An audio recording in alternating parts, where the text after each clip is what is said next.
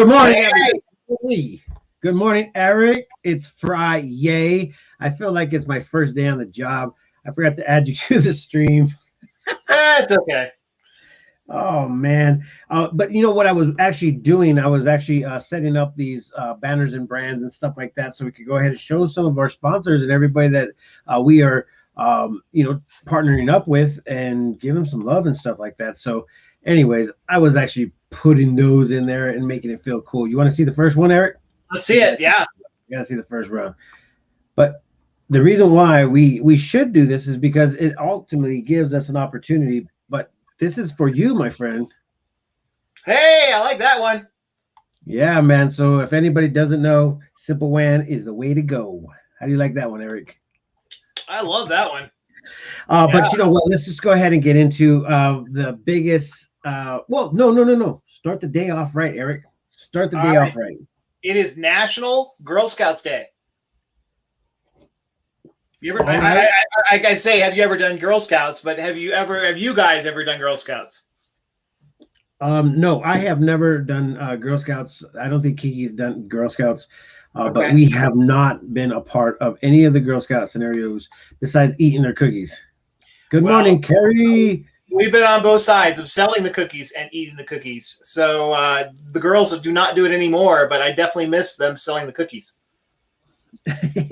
Maybe I don't fully, miss them eating the cookies, but they do taste good. Yeah, they definitely taste good. I think my favorite ones are the chocolate mints. I am a sucker for them. I think I could eat a whole box in one sitting, but I also think I have a problem with chocolate, and I just have a problem with chocolate, man. I do. Got it. Diane says, and National Fanny Pack Day. That one's not on my list. Don't have National Fanny Pack Day. But I thought maybe they took it off the list in the 80s. Maybe. We're just got to put that up there for Diane. Oh yeah, dude! A National Fanny Pack Day. I love it. I don't guys. see many fanny packs anymore. Do you? I actually have one. Yes. Oh, You know what? you should wear it today. I do have one. It is actually, I do have one. I was actually messing with it just recently because we were doing that. Take your studio out of the studio and take it down to the back alley wine bar. And I do have one. Yes, Okay. I do. So guess what? There you go. We have a huge story today, and the biggest one right now is: do we have enough water? And Well, I'm looking outside. I don't know. Right now, at the moment, yeah. Right now at the moment it is what it is. But the question is really, do we have enough water? We've seen a lot of people step up and say, hey, yes, we have enough water. I see a lot of realtors saying we have 100-year water. And ultimately, we have the biggest question by saying, how can we tell? How can we put the statistics up on the board to let that happen? And what is happening is that I think Prescott's on their 15-year assessment. From what I was told, this year is their time, and it's a great question to ask, Eric. I mean, to be in all honesty, it's the best question to ask, especially with the influx of new members in our community. And if you invest, 15 years ago, San Martin, that was a long time ago. Yeah, it was definitely a long time ago. And if you invest in this area, you should definitely know what you're getting yourself into. So ultimately, I was on a podcast yesterday, or an actual Yavapai County meeting. In full disclosure, in the meeting, a couple of the members were a little bit, wondering, what are we doing with the water, and how are we going to go ahead and make sure that we have enough water? Especially everybody saying for 100 years, do we have enough water for 100 years? That's the biggest question. One of the guys' statements, and I quote, and I gotta remind myself who the man I'm quoting, but he says, my well has dropped 30 feet in the past, I think it was maybe 10 to 5 years.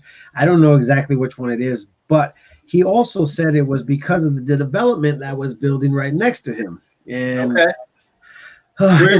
Where was he at? What city? I think, I don't know what district he was he resides in, but I'll try to go ahead and get that online so you guys can go ahead and watch it. I was going to stream it ourselves, but I just wanted to sit in. It was my first county meeting, and another councilman was like, I don't want to say this, but I want to be in full disclosure. I don't want to be a part of a train wreck on my watch. So they are taking precautions, and another councilman stepped up and said, what can we do? Everything's already set in law. Everything's already been put into place. And the biggest thing is how can we actually educate our community to help out with our water resources? So I feel like we have to, step up with just a tad bit, Eric, and just tell everybody that this is something that you're going to have to probably think about. And I talked to a Yavapai College. I forgot what her position was, but I talked to her and she goes, "Do you remember? I don't know if you remember this over the news, but in San Diego, they had that big water shortage." And it's right next to the ocean, and you're just thinking to yourself, water shortage in San Diego, and guess what, guys? They had that water shortage, and where they were actually having to take 3-minute showers. Wow. Now, Eric, and she remembers it. She goes, and I let you know this. I could do it in 3 minutes, and I said, I bet you everybody could do it in 3 minutes. It's not really that hard. It's really not that difficult. But at the same time, let's face it, we're spoiled, man. We want our 1 hour shower, and sometimes 1 hour showers is not what I like to do. But we do, out of unconsciousness, do that. We actually do that. So we got to go ahead and step up just a tad bit. I think the only way that we could actually really help out is just make sure that everybody conserves the water. One of the things that they brought up was our water recycling. Water recycling is huge, but how is the water coming back to us is the biggest question. So these are things that we all should ask, and the things we should probably question. And before you invest into this community, you definitely better, just watch what's happening, with the behind the scenes. I mean, we do have all these awesome people that are very educated to go ahead and talk about these certain subjects, but are we listening? That's the biggest question. So do we have enough water, Eric? That'll be the question of the day. And I put this on to everybody to go out there and just question your. Let's talk about the group that you were listening to yesterday. Was it the water? What group was it? It was the Yavapai County, board. It was the Yavapai County board. Board. The board of supervisors were talking about it. Okay. Yeah, board of supervisors yesterday. So the reason why it came up is because there was an organization that wanted them to sit in on their findings and their group. I think it was a nonprofit. I'm going to try to get the name of that nonprofit so we could talk with them about what it was going on. It wasn't SWAG, CWAG. Okay. It wasn't them. It was another group. And it was kind of crazy, Eric. I mean, I don't want to put this all out there. Whatever. But anyways, the guy gets on there and he says, my well is going dry. He goes, I don't want to be disrespectful in any way. And I just want to go ahead and just say one thing or ask you one question. Are you willing to go ahead and put a meter on your well? And he says, that's what I thought, and the reason why he said that is because everybody that owns a well, basically they would have to be monitored as well in order for everybody to calculate how much water we're using. And that's the truth. That's exactly. And nobody wants that, right? Nobody who has a well wants a meter on their well. Nobody wants that. Yeah. So how do we as a community come together to figure this out? I don't know. I mean, once again, all these people put these laws into place, and everybody has put these certificates, is what they call them. The 100-year, you will have water in the Prescott area. But it's not saying that we have water. It's just saying that you have water. The sad part, the thing is that you just asked, what do we do, or how will we know? How do we answer that question?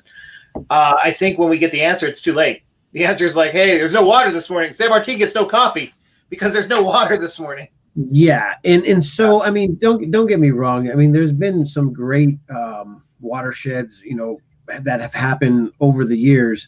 And we obviously talk about how it takes the water to go from the top to the bottom. But I feel like we have good water resources put into place. But once again, we are still using that water, and we still got to be able to conserve that water. So, don't go out there and just start just letting water go. It's just not one of the things that we should do. It is. I mean, when we start getting that heavy water runoff, then I think that's what's going to be happening. But it is what it is. Then you also got to think about just the contaminants in the water that is running off. We were actually on the hike over there off of the Dells, and we were running back there behind the dam from the Watson Lake, and oh man, it's just kind of like a mucky, tarry water, and I think that's kind of like, ugh. So I really don't know what we can do. The infrastructure here is already in place.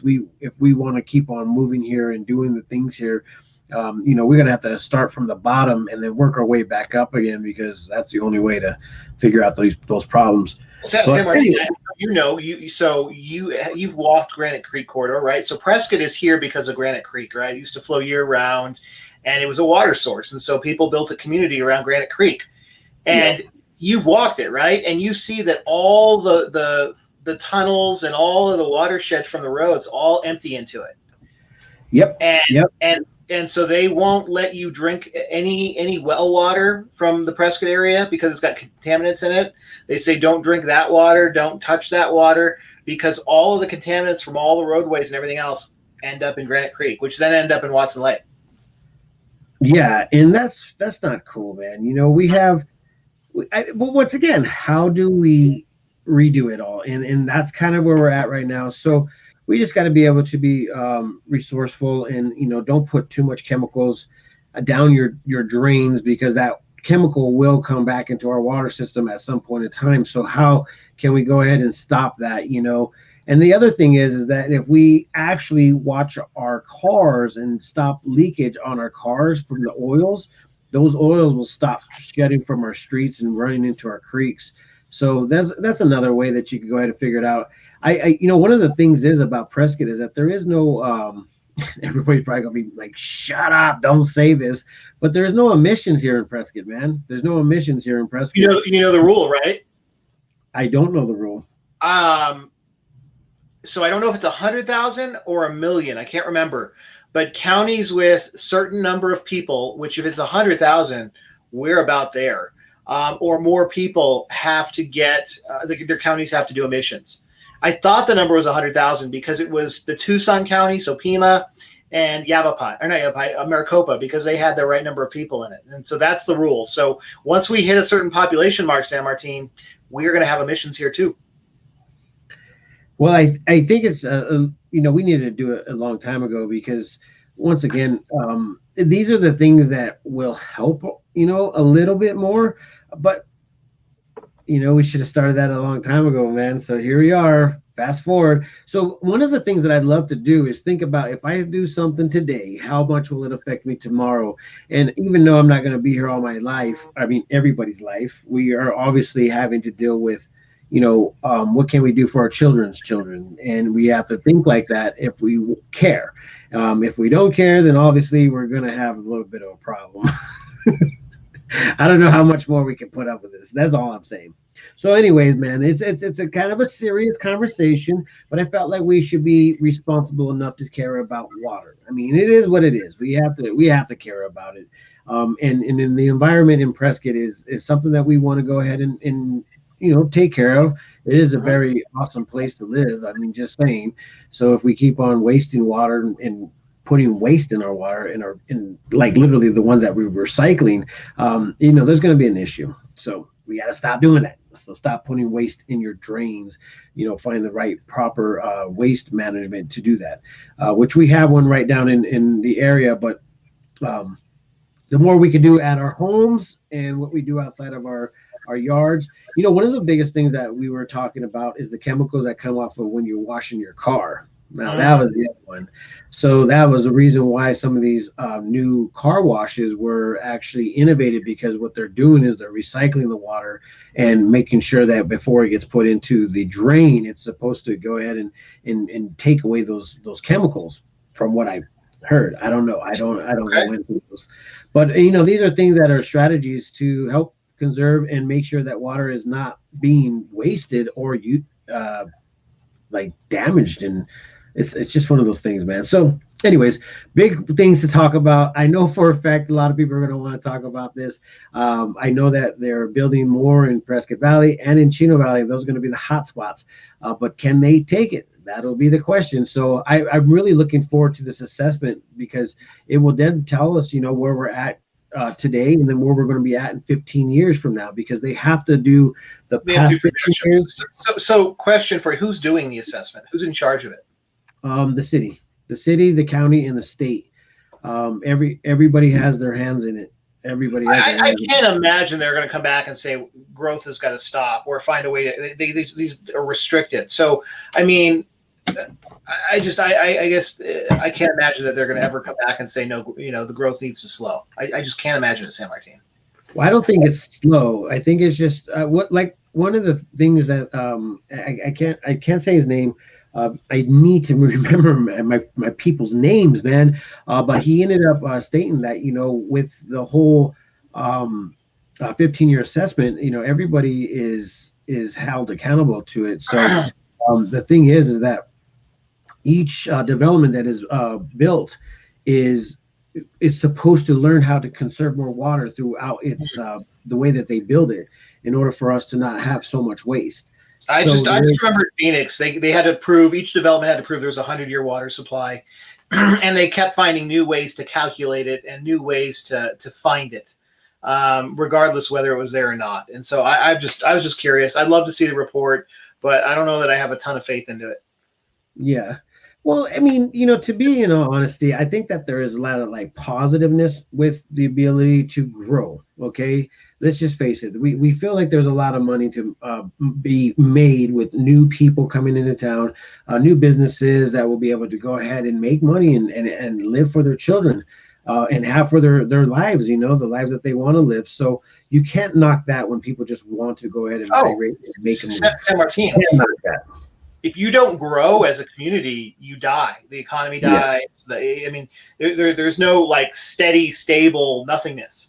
You're either growing or you're dying as a community. It's a very, very tough situation. Yeah. You know what I think about, Eric, when I hear this is that, how far do we go though? That's the question, is how much do we need? How much do we waste? How fast? Yeah, exactly. It's like everybody wants to drive fast. I'm thinking, the faster you drive, meaning the faster you want to go ahead and get on with your day. And that means you're getting faster to your older age. And I'm thinking to myself, at one point in time, you're going to slow down. And if you move to Prescott, they'll teach you how to slow down. And everybody knows a 25-mile-an-hour rule in Prescott Valley. I know how many people are disgruntled about that. The note, I saw a post in one of your groups today, somebody asking for the rock station in Prescott, and I just laughed. Where you're at, right? The what station? The rock station. Oh, yeah. I as far as the radio or the like a radio, like a hard rock station, like KUP or something. Yeah. That is so funny, man. Yep. Okay, so anyways, let's just go ahead and get out of the seriousness, but we had to go ahead and step into the seriousness. And if you guys want to hear more, please stay tuned. We're going to go ahead and try to monitor as much as we can and get the reports from the officials. So, we're not just hearsaying. We're just literally following after what everybody's saying. So anything that I am actually repeating is something that I watched yesterday from the Yavapai County board members. And it was... it was something to question. So that's the reason why today was the big question. Do we have enough water? I love it. So there you go. Anyways, so Eric, you sent me something yesterday and it was a very awesome, positive thing. And I don't know if you guys are all ready for this, but check this out. Prescott Frontier Days Rodeo is moving on up, and we are going to try to be a part of it this year. For the first time ever, the Prescott Times will hopefully jump into the world's oldest rodeo, and I guess tickets go on sale this month. Today, I think it is, right? Was it today or was it tomorrow? Today. I think it's today. Today, guys. So as everybody knows, the Fridays and Saturdays always sell out. So, and I don't know if they're doing the social distancing. I think that they do not have to abide by those, especially if it's outside. But who knows? We're going to go ahead and get all the. And are they doing full? Are they doing full? Are they doing full occupancy or are they doing partial? Because that's what they weren't sure of. When I read on their website it said that they were not they didn't say anything about it, to be honest. Because that's why ticket sales are so late this year, is they weren't sure how they're going to be able to open up.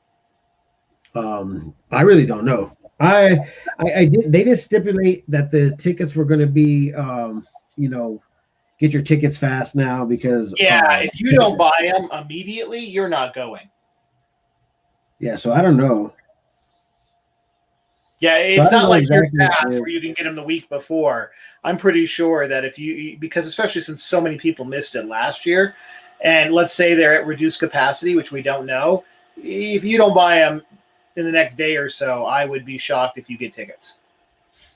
Yeah, no, they're really hard. So we like I said, we want to go ahead and try to be a part of the press. It was the media part of it. So we want to go ahead and cover it this year. And I've been a part of Prescott all my life. And so the National Rodeo has always been something that's been sentimental to not only me, but the family, because that's the time that everybody comes to town. But over the years, it's just turned into a tourist town. Rather than a family retrieval place, because once again, Eric knows this very well, that everybody moves because they need to go find jobs, and right now they come back for vacation here. So that's kind of what how Prescott used to be, is that everybody would leave to go to work and then they'll come back on their special occasions. And now obviously they're not wanting to come because it's just well, that week is just crazy, San Martin. It's for us, it's the busiest week of the year for bookings and things like that.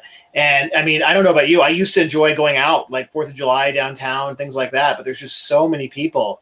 The last number of years we're just like, let's just avoid the downtown area for 4th of July. We get it the other 364 days a year. Yeah, I mean, totally 100%. But Prescott is so beautiful during that time of year. And I mean, you can go ahead and just sit underneath the tree and it's not that hot. You move down to Phoenix and then all of a sudden it's just like, bleh. It just sucks, man. But it's cool because I feel like a lot of things are popping up into the event section. And I don't know if you guys know it, but we are going to be a part of, the Wranglers. And they are looking for corporate partners. If you guys want to go ahead and help this out, I feel like it's a great idea to go ahead and help them out. And the reason why I say that is because it's entertainment that actually brings, dollars to our communities. Prescott Valley is an up and coming town now. Hopefully one day they're going to be called the city. They're right now. I think they are a city now, right? Yeah, they're bigger than the city of Prescott. So I just think it's in the actual language that they say it in, because they say the town of Prescott Valley. So we're looking forward to seeing if they actually move on up. But the Wranglers is an indoor football league that we get to be a part of, Eric, and I can't wait, because in May it's going to be awesome. The first game falls on a Sunday.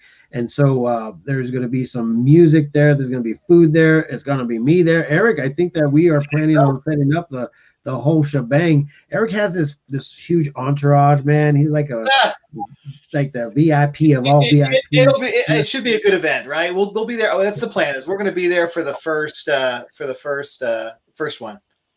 Yes, and it's going to be sign. Maybe you need some skywriting and stuff. You do something, man. But this is going to be one of the best events that I have been a part of thus far since 2019. You did some of the MMA stuff in early January last year. Yeah, that's right. I did do that. So that was actually my last one. And then they cut it all off. So we're hoping that they will go ahead and open it back up as soon as possible. But we'll see what happens, man. We always want the best. That's for sure. Yeah. So, Eric, do you know what you're doing this weekend? The snow, it looks like it's going to extend into Saturday. So I think it's going to have a lot to do with the weather and how things play out. That's going to be one of my things right now. In the past 3 days, it's been just like 100%, like just chill, just don't do nothing. And so it gives you enough time to start working on a lot of things and talking to a lot of people. So I actually have some great news to go ahead and present to everybody, but I'm waiting for the news release. Okay. For one of them, I have another great thing to go ahead and give out to some people as far as like some awesomeness going on, but I have to wait for the news release because I wanted to make it proper. But Okay. at the same time, we just actually this just in. I love it. News flash. Yeah, You need newsflash. you need a thing for the screen that goes news flash. Yes, most Okay. definitely. I think we can make that happen, Eric. All It right, says there I'm you go. reaching out on behalf of Arizona Downs and as you may be aware, their new ownership group, which is looking forward to a summer schedule once again. The head of operations, who will be overseeing these efforts, and the renewed commitment to racing at Arizona Downs, is coming to town next week. I wonder if you might have time for him to come by for a visit. So they want us to come out there and say hello to the new horsey track, man. I love watching the horses run, Eric. It's literally a freaking awesome pastime. Have you been out there to watch the horse races? I have years ago. Back when they had not the rodeo out there, but there was like the county fair was out there way back when. Yeah, we used to have the horse tracks right over here by the hospital in downtown Prescott. That was awesome when it was here in Prescott, and then you could actually hear it throughout the whole like summer. The announcer announcing the horses and everything. So, oh, I loved it, man. I loved it a lot. Let's see this thing real quick. Where are we at? That CPU, Eric. I need to get out of this house to go get that. I'm going to do that right now. But anyways, man.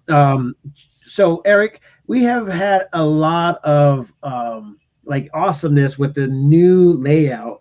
And so I feel like we have another opportunity to go ahead and push out one more thing, guys. And while you're still watching, you need some help. Please subscribe to our YouTube channel.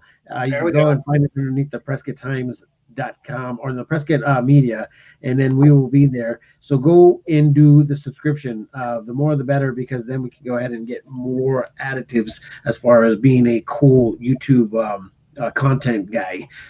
So please go see that, man. That'd be awesome. How do you like the new overlays, man? That is pretty awesome. I love it. Like a news production guy. I think what we need. Dean's asking, so do we have enough water? I missed it. Dean, we don't know yet. They're doing a study. We'll see what the study comes up with. Yes, we're going to go ahead and see that study. You can go ahead and watch this over. As soon as we're done, it will go ahead and be placed on in our videos. So check it out, my friend. I forgot what I was going to go on with. I just went. Sorry, you're talking about how cool our backdrops were. Yes, and then I mean, to be in all honesty, I feel like we are downplaying this whole new thing. When are we going to come back with the suits and ties, Eric, every morning? I don't do ties. Okay, overcoat. Yeah, I can do the overcoat. Can't do ties. Okay, maybe we'll come back after our new year, and maybe we can go ahead and do a little dress up scene. Because right now, I feel like I'm underdressed for the freaking. Well, I'll dress up on our anniversary show, which is next Wednesday. How about that? All right. Bet this. Right. Bessie said this morning, she goes, I want to do a 30-day challenge. She goes, will you please do it with me? Because you never do it with me. And I said, okay, let's do it. I have no clue what that challenge is, but I feel like you accepted it before you knew what the challenge was? I did, because I'm going to show her. You're living dangerously. You're living dangerously.